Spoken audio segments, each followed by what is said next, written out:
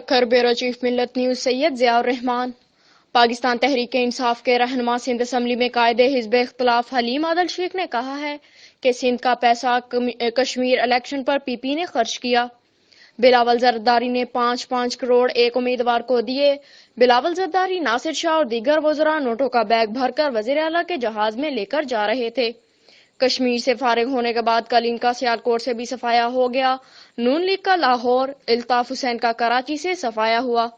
اب سندھ سے Peoples party کا صفایا ہوگا۔ سکھر میرپور ماتھیلوں میں ذرائع ابلاغ کے نمائندوں سے بات چیت کرتے ہوئے حلیم عادل شیخ کا کہنا تھا کہ ہم عدالتوں کا احترام کرتے ہیں، مفرور نہیں ہوتے۔ گوٹ کے الیکشن میں بلاول زرداری اور مراد علی شاہ نوٹوں کے بنڈل لے کر گھوم رہے تھے۔ سردار علی گوہر مہر کی زندگی انہوں نے تنگ کر دی تھی۔ میں ان سے اظہاری یکجہتی کے لیے آیا تھا، مجھ پر بھی سندھ حکومت نے کیس بنا دیا۔ سندھ میں کوئی گورنر راج یا غیر جمہوری اقدام کی گنجائش نہیں۔ سندھ میں وزیر اعظم اب دورے کریں گے۔ پہلا جلسہ مٹھی میں وائس چیئرمین کی طرف سے ہونے جا رہا ہے۔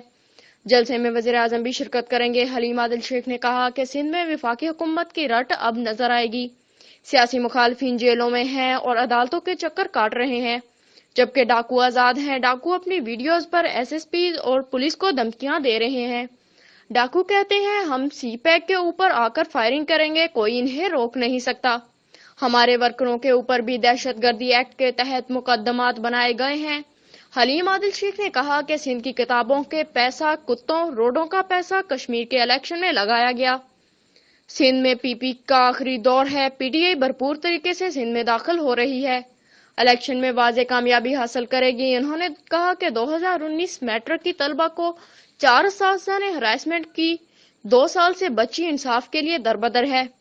بچی علیزہ کو دھمکیاں دی جا رہی ہیں۔ آج ڈاکو ایس ایس پی کو ویڈیو بنا کر دھمکیاں دے رہے ہیں۔ سانگی میں سرے عام فائرنگ ہوتی ہے، کوئی روکنے والا نہیں۔ 18 ماہ سے خورشید شاہ کا علاج نہیں کروایا جاتا۔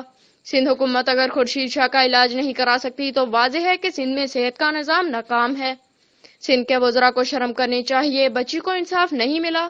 پیپلز پارٹی کے ذمہ داران کس طرح ملزمان کے سپورٹ کرتے ہیں۔ بچی کے ساتھ زیادتی کا واقعہ افسوسناک ہے۔ اس موقع پر سید طاہر شاہ نے کہا کہ بچیوں کے ساتھ زیادتی کرنے والے اساتذہ کے نام پر دھبہ ہیں۔